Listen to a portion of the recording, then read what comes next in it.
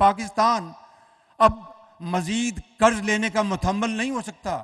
میں نہیں بتا سکتا آپ کو, یہ سپاہ سالار آپ کو نہیں بتا سکتے, یہ فائنانس منسٹر آپ کو نہیں بتا سکتے کہ کس طرح ہم ترلے منتیں کر کے ہم اپنا لونز لے رہے ہیں اور ملک کو جو ڈیفالٹ سے بچانے کے لیے پوری کوشش کی گئی. اور خدا کا شکر ہے کہ آئی ایم ایف کا ایز اے ٹیم ورک بھرپور دن رات محنت سے وہ پروگرام SLA ہوا, اور اب انشاءاللہ 2 دن بعد بورڈ کی میٹنگ بھی ہو جائے گی. But this is not enough. It is just the beginning of a long journey of hard work and untiring efforts. اس کے لیے ہمیں ویژن بھی چاہیے, اس میں ٹیم ورک بھی چاہیے, اور شبانہ روز محنت کرنی ہوگی. تو اگر ہم اس ویژن کو, جو ہمارا گرین پاکستان انیشیٹو ہے, اس کے لیے خلیجی ممالک سے وہ انویسٹمنٹس کرنے کے لیے تیار ہیں. 3-4 دن پہلے جب ہماری میٹنگ ہوئی تو وہاں پر ان کے سفراء موجود تھے. جب ہمیں سپاہ سالار نے ہمیں وہاں پر انوائٹ کیا, اور وہ بالکل تیار ہیں کہ ہم پاکستان میں انویسٹمنٹس کرنے کے لیے تیار ہیں, اور وہ آئیں انویسٹمنٹس کریں, یہاں پر اجناس پیدا کریں اور لے جائیں. یہ زمین تو یہیں رہے گی قیامت تک, کوئی نہیں اس زمین کو لے کے جا سکتا. لیکن وہاں سے اگر مشینری آتی ہے, جدید آلات آتے ہیں, جس طرح لیزر لیولنگ کی بات کی ابھی ایک ایکسپرٹ نے, اور دوسرے آلات.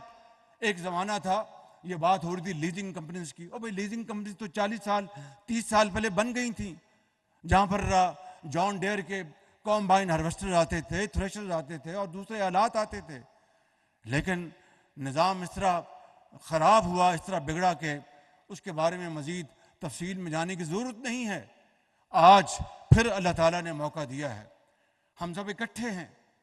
ہمیں, اور دیکھیں یہ بات ذہن میں رکھنی چاہیے کہ کوئی سرمایہ کار کسی ملک میں سرمایہ کاری نہیں کرتا جب تک کہ وہاں کے جو سیاسی حالات وہ سٹیبل نہ ہوں.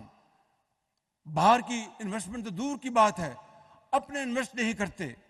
تو اس لیے اگر ہم نے مل کر پاکستان کو دوبارہ اب اپنے پاؤں پہ کھڑا کرنا ہے اور بتانا ہے ان اپنے بھائیوں دوستوں کو جنہوں نے ہماری ہمیشہ مدد کی کہ اب ہم اپنے پاؤں پر کھڑے ہونے جا رہے ہیں, تو یقین کریں وہ دل کھول کر یہاں پر سرمایہ کاری کریں گے. اور اس پروگرام کے ذریعے انشاءاللہ اگلے 4-5 سال میں بہت زیادہ جو ہائی فگرز کو پچ کرنے کا قائل نہیں ہوں, لیکن اگر ایوریج اوسط بھی اگر لے لے تو 4-5 سال میں اس میدان میں انشاءاللہ 30-40 ارب $50 ارب کی سرمایہ کاری کہیں نہیں گئی. اور وہ پھر آپ اجناس پیدا کریں, جو لینڈ آپ کی جو کاشتکاری کے قابل ہے مگر نہیں ہو رہی, کہ وہاں پر پانی نہیں ہے, یہاں پر ہم گئے نہیں, اس کو ہم بروئے کار لائیں گے تو کتنی آپ کی پروڈکشن بڑھے گی جو آپ ایکسپورٹ کریں گے. ڈاکٹر محبوب الحق نے کہا تھا کہ 60 کی دہائی میں کہ Pakistan is green basket for the Gulf states. آج وہ گلف اسٹیٹ جو ہیں یا GCC وہ $40 ارب کی اجناس پوری دنیا سے منگاتے, اور ہمارا حصہ جو ہے وہ آٹے میں نمک کے برابر ہے. ابھی آپ کو دوسرے فگرز بھی آپ کو ملے, I don't want to repeat them. میں یہ کہنا چاہتا ہوں کہ اس سے انشاءاللہ اس پروگرام سے تقریباً 40 لاکھ لوگوں کو جابز ملیں گے, اور ہماری جو یہ کسان بھائی یہ اس بات کی گواہی دیں گے, چونکہ ہماری جو کولڈ چین اویلیبل نہیں ہے, ہمارے جو دوسرے جو اپنا جو ارینجمنٹس ہیں وہ موجود نہیں ہیں, بے شمار ان کی محنت ضائع ہو جاتی جب پھل سبزیاں گلیوں محلوں میں اپنا گلتے سڑتے ہیں. اگر دیہاتوں میں ہم سمال میڈیم انٹرپرائزز کو فروغ دیں اور ان نوجوان بچوں کو وہاں پر ہم چھوٹے اپنا پلانٹس لگانے کے لیے قرضے دیں, اور وہ ایگرو بیسڈ انڈسٹریل وہ پلانٹس لگائیں, تو چاہے وہ سبزی ہے چاہے وہ فروٹ ہے, اس کے ویلیو ایڈڈ پروڈکٹس بنا کے ایکسپورٹ کریں گے تو پاکستان کو کتنا فائدہ ہوگا.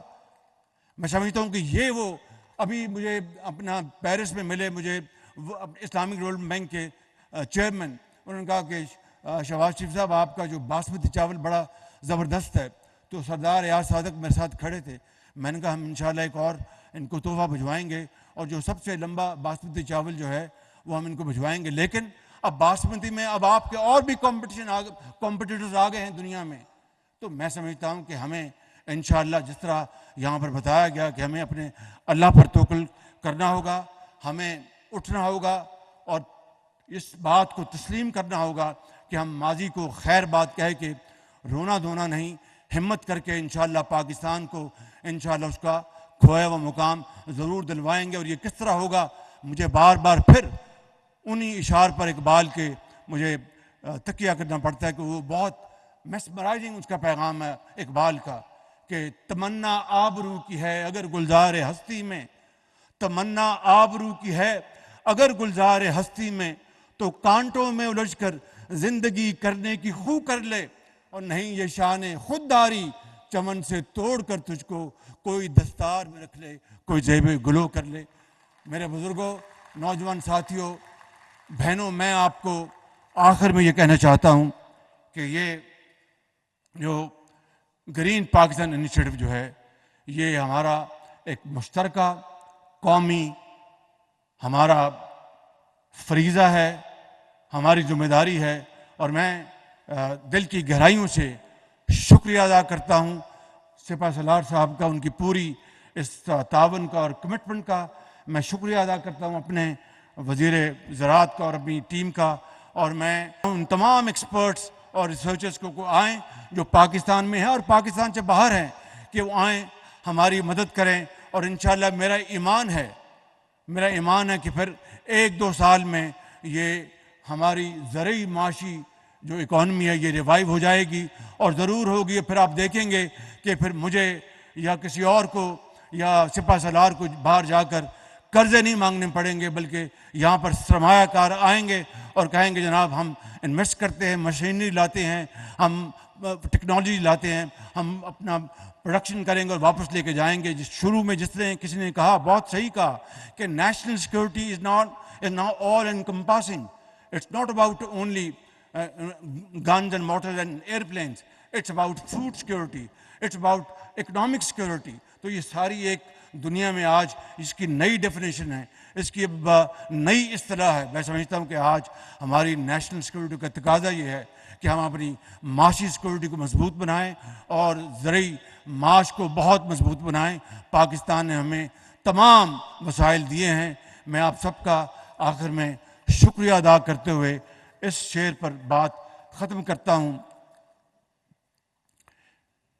کسان بھائی میرے سروں کے تاج ہیں، اور میں آپ کو یقین دلاتا ہوں کہ انشاءاللہ ہم مل کر جو کچھ بھی ہم ان مشکل حالات میں کے باوجود کر سکے ہم نے کیا. اور آئندہ جو بھی حکومت آئے گی انتخابات کے بعد، انشاءاللہ ہم مل کر ہم آپ کی پوری مدد کریں گے تاکہ آپ پاکستان کی زمین سے سونا اگلیں اور پاکستان کو یہ جو قرض کی مے سے آپ جان چھڑائیں.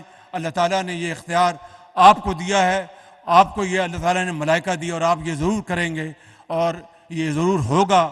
میں یہ کہنا چاہتا ہوں آخر میں کہ جب اپنا قافلہ عزم و یقین سے نکلے گا، جب اپنا قافلہ عزم و یقین سے نکلے گا، جہاں سے چاہیں گے رستہ وہیں سے نکلے گا.